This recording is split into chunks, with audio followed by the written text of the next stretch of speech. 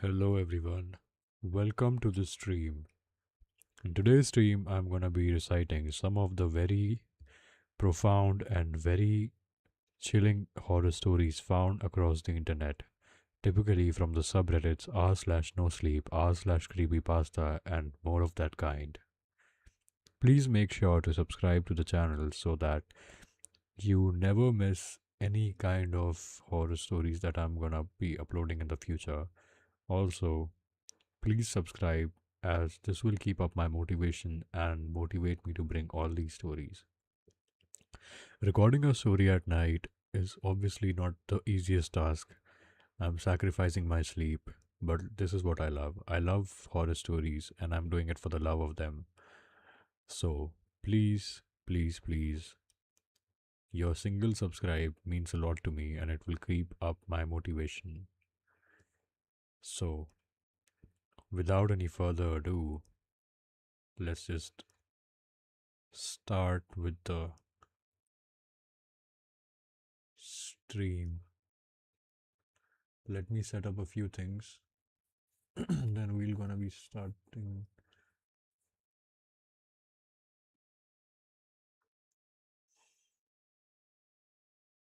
Just wait a minute. Yes, there we go.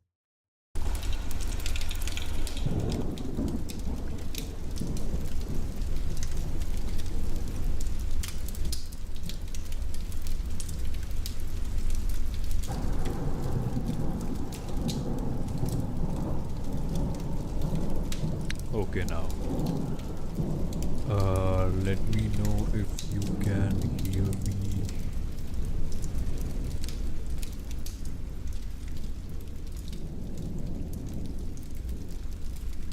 Okay. I think, yeah, you can hear me now.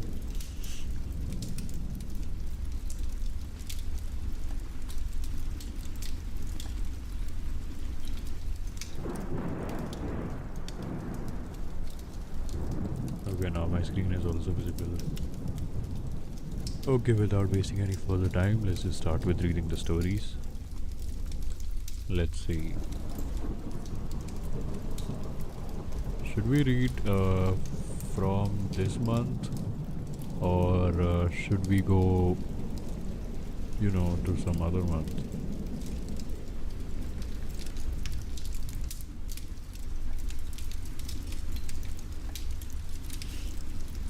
Let's start reading the top stories from this year, I think. Yeah, let's go.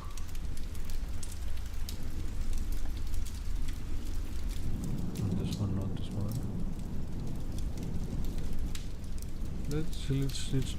Let's start with this month only.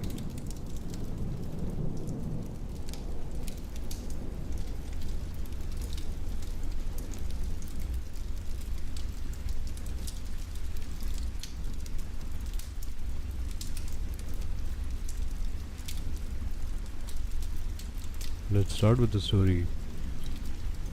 My internet friend stopped answering months ago. Today, I received a message from him that was from the year 2112. I never was good connecting with people. That is why I ended up in that shift forum, a hole where we go. The ones that we hate are office jobs, but are too tired to quit. The kind of places where one enters to feel connection with real people while surrounded by gaudiness. That is where I met Jay. There was no magical connection. We were just two boring guys throwing shit about our jobs in the journal chat at 2 a.m. At start, I thought Jay was a dedicated troll or a role play writer very deep in his character. His complaints were weird. He didn't complain about the air conditioning. He complained that the oxygen filters of Sector 4 tasted like rust. He didn't talk about the subway. He spoke of the fucking magnetic capsules that always vibrate too much. I followed the current because it was fun. It was better than working on my spreadsheets. But with the time, it stopped being funny. Jay was not inventing anything. He spoke of the great blackout of 85. like it was basic history from primary school. His descriptions of what he saw through his window gave me chills. He didn't speak of the grey sky of always. He described a city that looked like a living organism with buildings of glass and metal growing upwards like mushrooms, eating the horizon I thought I knew. Jay wrote me Jay wrote to me from 2112, and the worst is that our lives were equally pathetic. Until Jay got the job, core maintenance. Jay was out of himself when they hired him. He told me the city finally was going to wake up, that the arrival of the new biotech systems was going to change everything and that he would be there in first line. I remember his message. He was euphoric. We don't use silicon anymore, cabron. It is meat. Processors of neural tissue, living hardware. They have veins. You can feel how they pulse. He felt like a kid with a new toy. Said the machine was going to manage reality, that there would be no more traffic or blackouts because the system predicted the needs before anyone even thought them. Finally, he felt his talent was not going to rot in an office, but that he was going to build the future. I was happy for him, and then I got run over. Nothing cinematic. An Uber skipped a stop sign when I was crossing. 3 weeks in the hospital, broken clavicle, and a depression of a horse. I lost my cell phone in the accident, and honestly, when I got out, I didn't have desire to talk to anyone, not even Jay. I isolated myself. Months passed. I convinced myself Jay was just a crazy guy with too much free time to a role player with much imagination. I forgot the topic until 3 hours ago.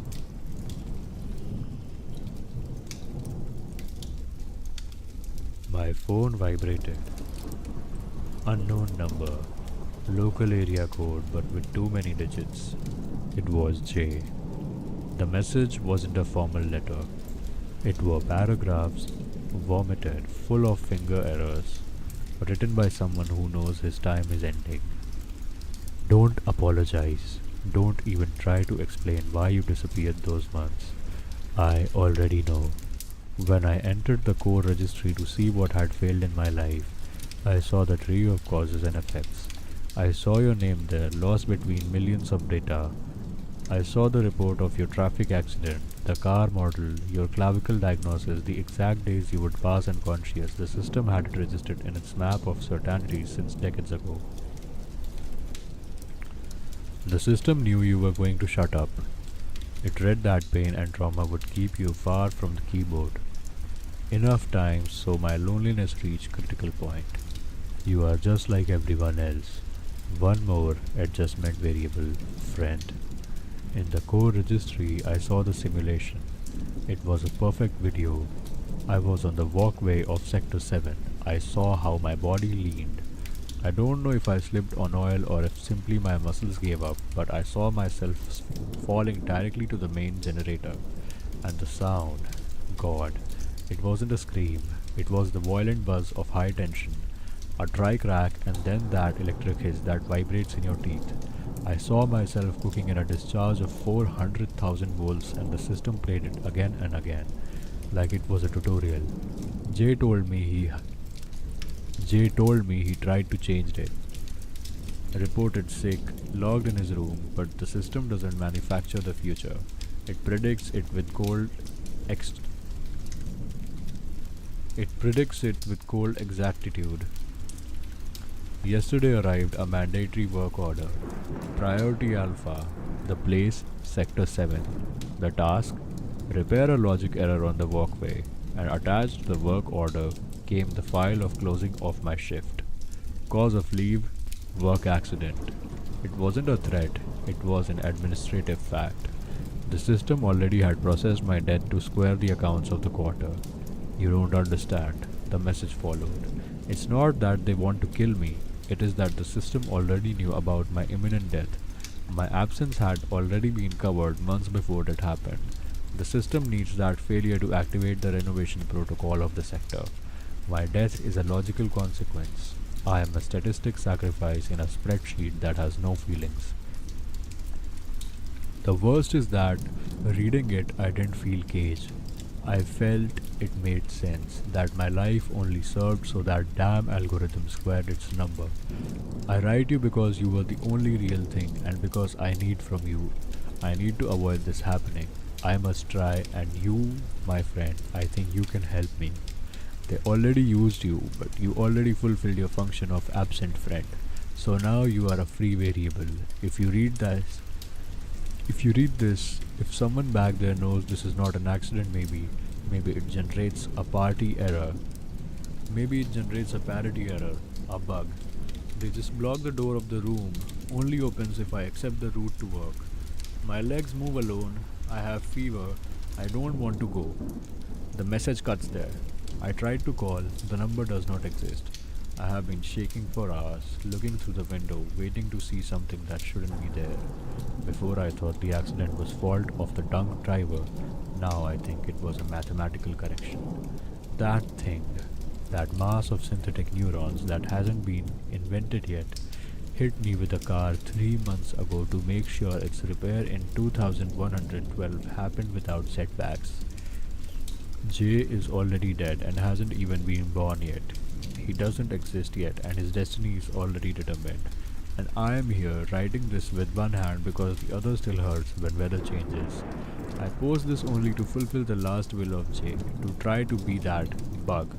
But being honest, if that system could orchestrate my accident with that millimetric precision, probably it also calculated that I would write this post, probably calculated that you would read it, and calculated that you would do nothing about it. If anyone is working on if anyone is working on neuronal if anyone is working on neuronal biotechnology, please kill it before it is born. Author's note: English is not my first language and honestly I am still trembling, so have a little patience. This happened in my city and many terms they used are very from here, so I had to use some translation tools to try to pass that essence of our chats to English. I know that there will be errors and grammar is not perfect, but it is the least of matters right now. I just need to release this before the nerves win me and I end up deleting everything.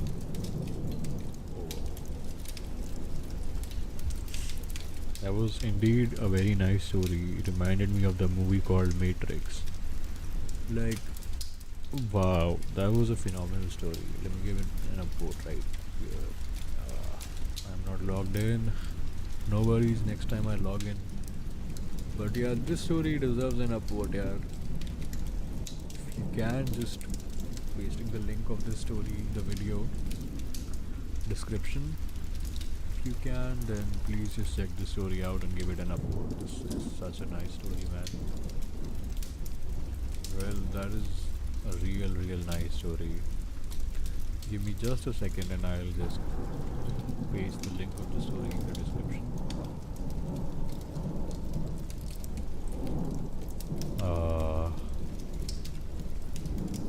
Where are we? Let me see.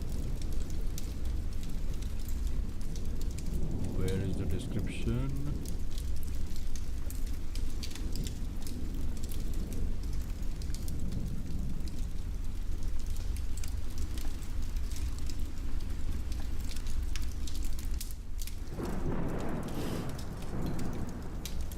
Okay.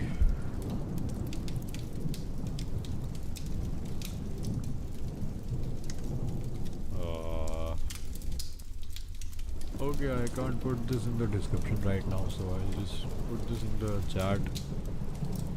Story number 1. Story number 1. Please go check it out. If this link appears as a link, that is. Yeah, it does. Maybe check it out, it's such a nice story. Makes you aware of the fact that there are certain things that actually are out of your control, and this gives you a feeling of a higher order society. I have no idea who wrote this story and I have no idea what's actually true or not, but yeah, I do think that we are also in some form of simulation, a form of matrix which can be escaped through certain things, but I don't know if we can do it as of now. This reminds me so much of that movie in which there was a guy called Neo, and like he was the chosen one, and he woke from the Matrix and stuff like that. It was such a nice movie. Okay, without any further delay, let's get into the second story.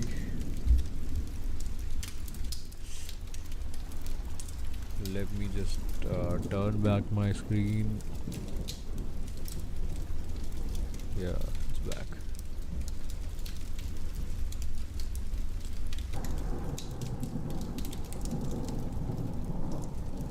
Chat rate 1. Yeah, okay. Oh shit. Sorry, my mic fell down.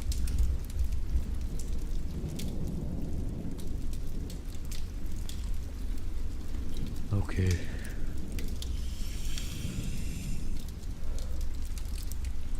Let's start with episode 1564.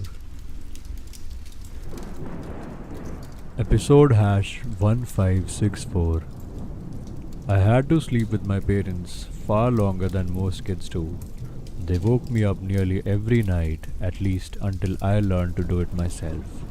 I wasn't allowed at sleepovers because of their fear that something would go terribly wrong. When I needed it, they would help me gain consciousness by kneading my armpits and knee pits. The neurologist said that if this hyperventilation continued to cause seizures, I could lose my ability to speak, my memory, and my overall independence. So they had to adapt, and it cost me most of my childhood. When I finally figured out how to wake up myself, the sleep paralysis got better in some ways and worse in others. I was able to get the breathing problems under control, but the dream state hallucinations escalated. A little boy wearing a disfigured horse head like a mask. A young woman hanging in the corner of my room, her neck bent downward with her chin buried in her chest. My father without his mouth or eyes. The stroke man was appearing more frequently. He started looming closer to my face while I was in the catatonic states. He would whisper to me in a language that I have never been able to decipher, often for what felt like hours. But when I got bad, I remember my 5-step plan. Step 1 was to recognize that you're dreaming. You can't move and you're seeing things. This is not reality. Step 2 is to stay calm. It will only get worse if you start panicking. Step 3 is wiggle. Start with your toes. They're always awake. Just with your mind is right now. Wiggle them. You're now moving. You're not paralyzed. Continue to your ankles and then your knees and hips. Sit up when you can. Sit up. Don't panic and sit up. You're awake now. Write down what you can remember. You'll learn from your experience.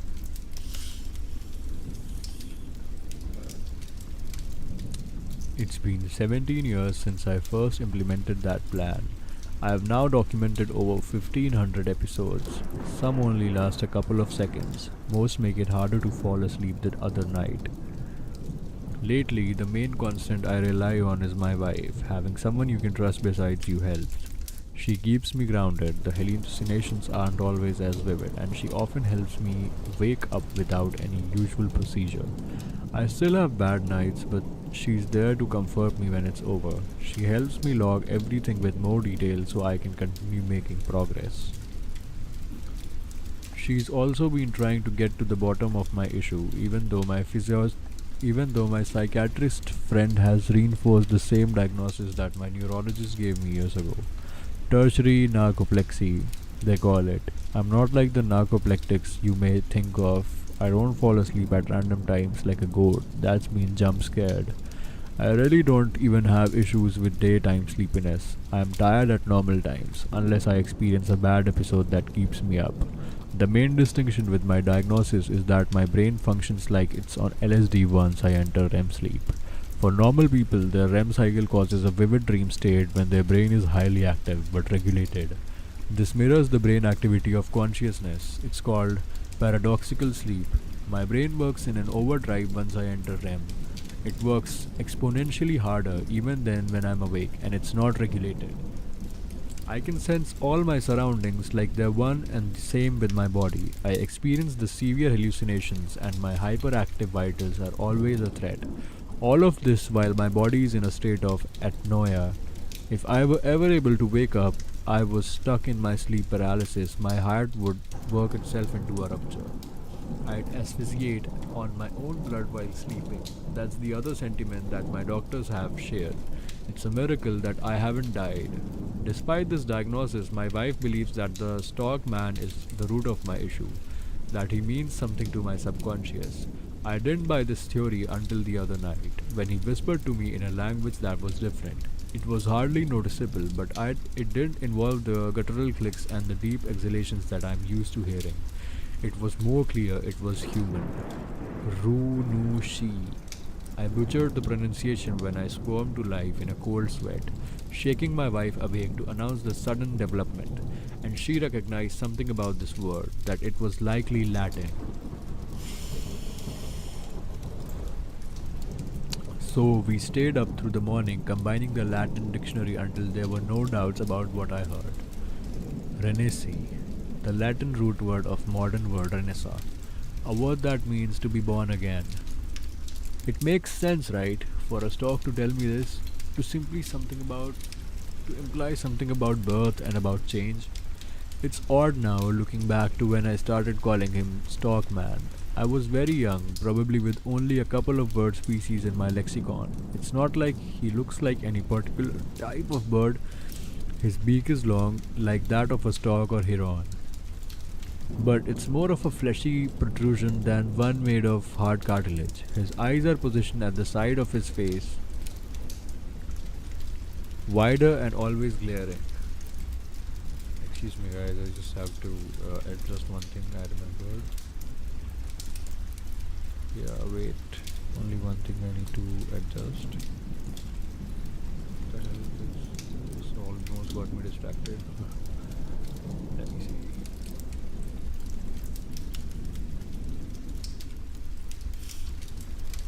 Let me just focus more on the text rather than the side part. Okay. Better, I guess.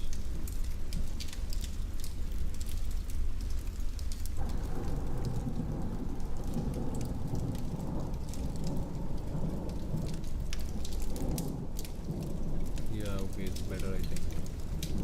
Wait, let me go down and see if it's working. Yeah, it's better now.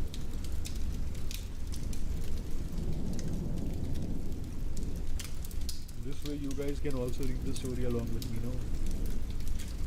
If my pronunciation is slightly off the track, or maybe I'm not pronouncing something right, this is obviously because I'm sleep deprived. I haven't slept in a long time, and but still, this is I want to narrate horror stories. That's something I love deeply. But yeah, I am saying there is something wrong with my pronunciation. Don't mind it, and probably just try to get with the flow. That would mean a lot to me. And yeah, that's why I've zoomed in so that you can also read from the text.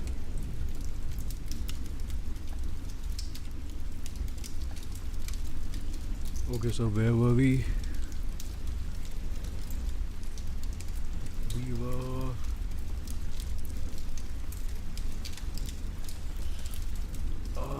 let me see where we were.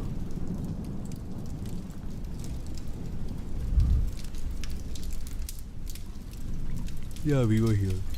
His beak is long like that of a stork or heron, but it's more of a fleshy protrusion than one made of hard cartilage. His eyes are positioned at the side of his face, wide and always glaring, and perhaps his most disturbing feature hides behind his thin, veiled shawl.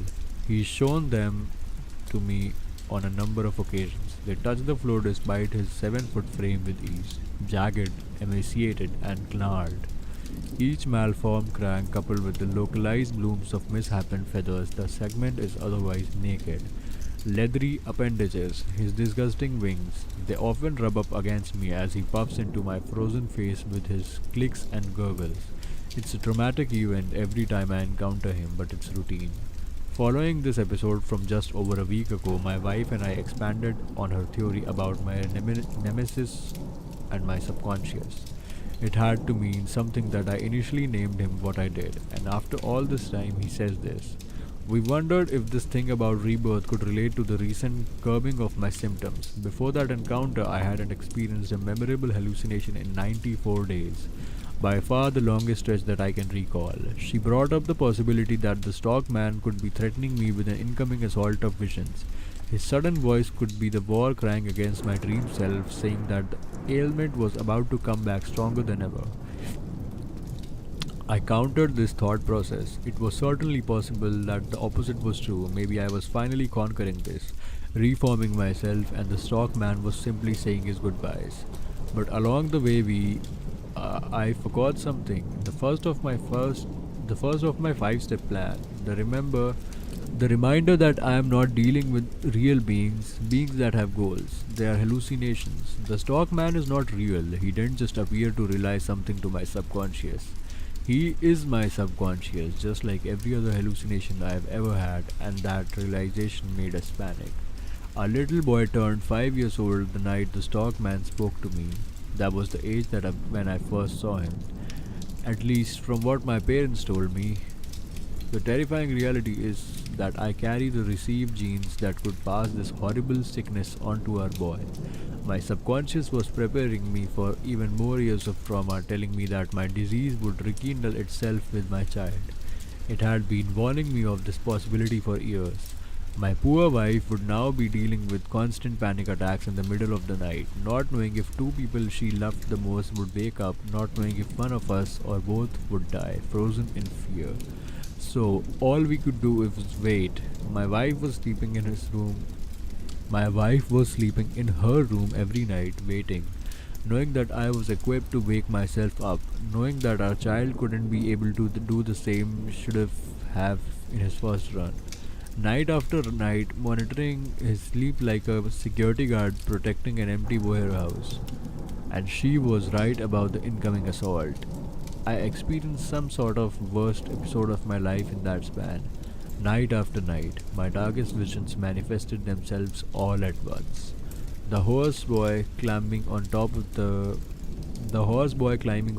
me like a jungle gym, whining as his gourd coal bored. What the hell? Whining as his gourd coal bobbled and sloshed with me every excited moment. My mother, who overdosed when I was in my teens, sobbing aggressively as she knelt praying at the foot of my head, begging for forgiveness. The hanging woman now discreetly above me, close enough that I smelled her rotting feet as they dangled over me.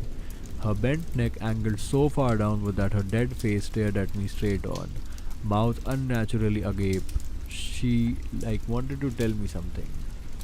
It's all cumulated tonight, episode 1564. The stock man entered my room as he usually does. He faced through the wall directly in front of me, beak first. He cocked his head, showing me his left eye and his right eye, wide and focused, the shawl dropped to reveal his vile limbs.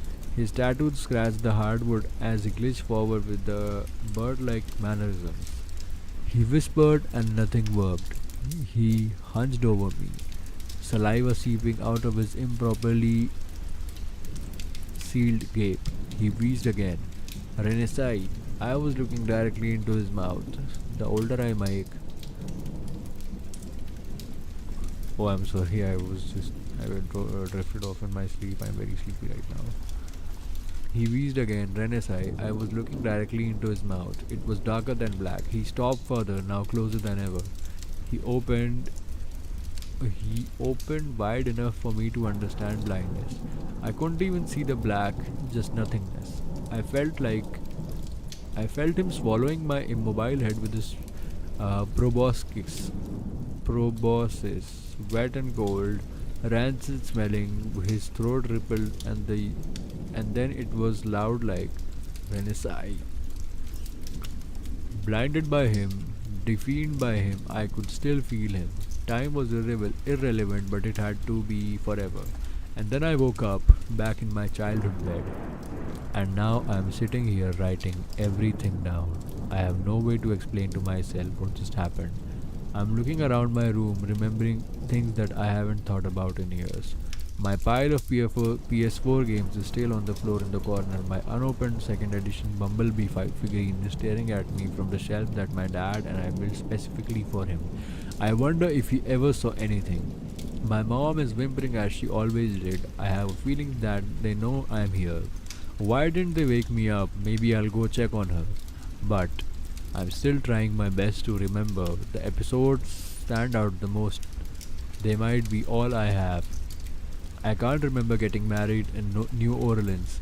I remember the honeymoon in Italy. I remember our argument about the baby.